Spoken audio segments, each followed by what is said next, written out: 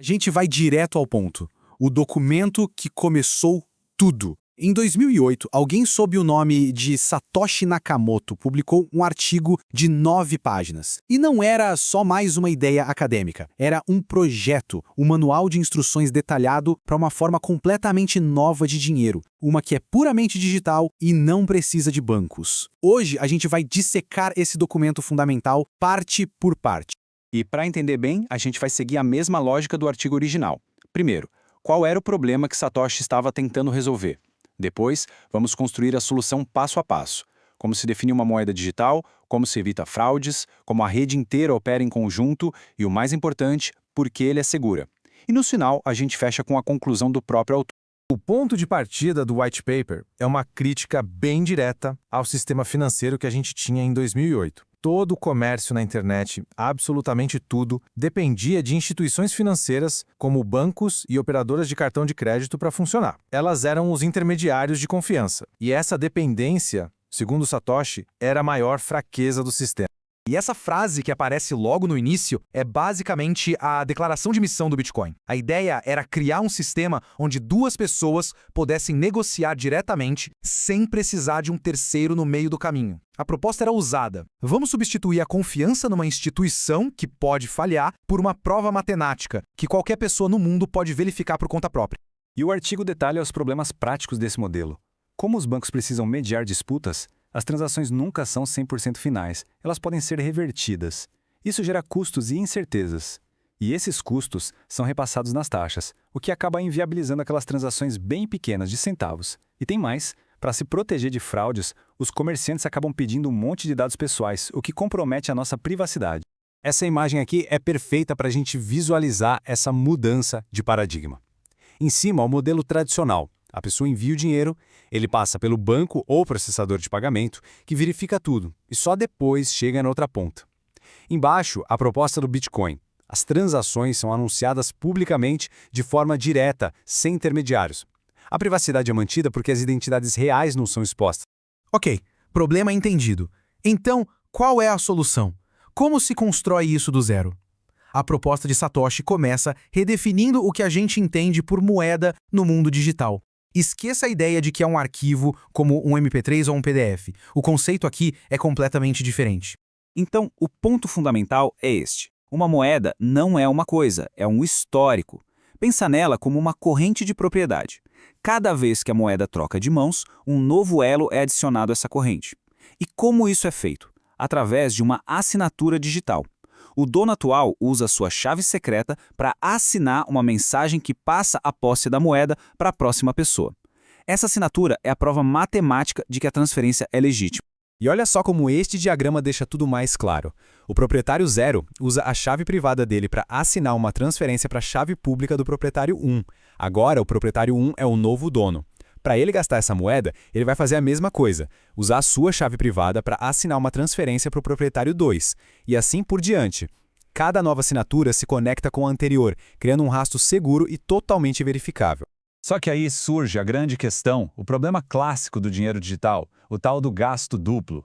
Se a moeda é só essa cadeia de assinaturas, o que impede alguém de assinar uma transferência para uma pessoa e logo em seguida usar a mesma moeda para assinar outra transferência para uma segunda pessoa? Para resolver isso, a gente precisa de um jeito de ter um histórico público e único de todas as transações para todo mundo concordar qual delas aconteceu primeiro. E é exatamente aqui que o White Paper apresenta a sua ideia mais genial.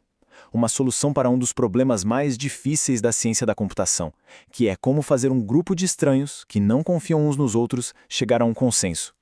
O nome desse mecanismo é prova de trabalho, ou Proof of Work. A ideia base é a seguinte. Em vez de registrar as transações uma a uma, a rede as agrupa em blocos. Cada bloco recebe um carimbo de tempo, como se fosse a data de publicação de um jornal. Isso prova que aquelas transações existiam naquele momento. E o mais importante, cada novo bloco contém uma referência ao bloco anterior, formando uma corrente, a famosa blockchain. Certo, mas como proteger essa corrente sem uma autoridade central? É aí que entra a prova de trabalho. Os computadores da rede, que a gente chama de nós ou mineradores, competem para resolver um quebra-cabeça matemático bem difícil. Eles ficam tentando encontrar um número aleatório, o nonce, que, quando combinado com os dados do bloco, gera um resultado específico. Achar esse número dá um trabalho computacional imenso, mas depois que alguém acha, é muito fácil para o resto da rede verificar se a resposta está certa. E essa é uma solução elegantíssima para o problema de tomar decisões em uma rede aberta. O poder de voto não vem de quem tem mais endereços de IP, que são fáceis de forjar. O voto aqui é poder computacional bruto. A cadeia de blocos que tem mais trabalho acumulado, ou seja, a mais longa, é considerada a versão oficial da história, porque foi a que recebeu mais votos da rede. Beleza, então, a gente já tem as peças do quebra-cabeça. A moeda como uma cadeia de assinaturas, os blocos que agrupam transações e a prova de trabalho para proteger tudo.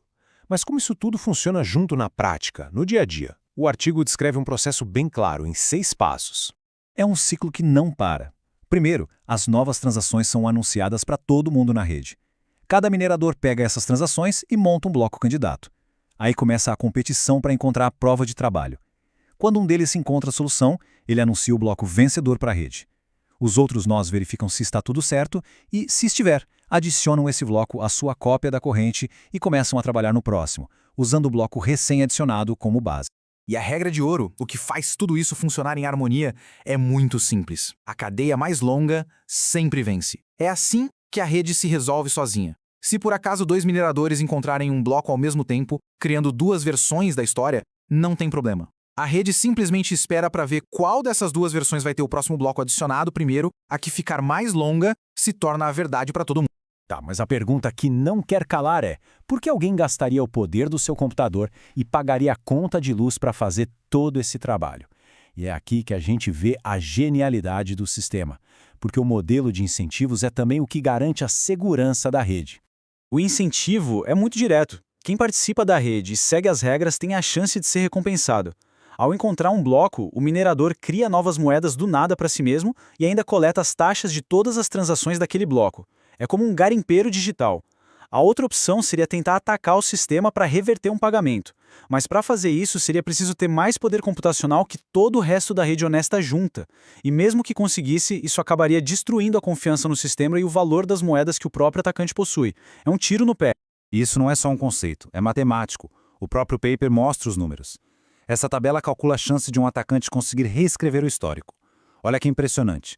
Se um atacante tem 10% do poder da rede, depois que apenas 5 blocos são construídos em cima de uma transação, a chance dele conseguir reverter essa transação é praticamente zero. A segurança aumenta exponencialmente a cada novo bloco. E com isso a gente chega na conclusão do white paper. Satoshi amarra todas essas ideias para mostrar a força e a elegância do sistema que ele propôs. Um sistema que funciona sem uma coordenação central, baseado apenas na interação de regras simples. E a primeira frase da conclusão já diz tudo, né? Propusemos um sistema para transações eletrônicas sem depender da confiança. A missão que foi estabelecida lá no comecinho foi cumprida. O intermediário de confiança foi removido com sucesso e substituído por uma rede de pares baseada em prova computacional.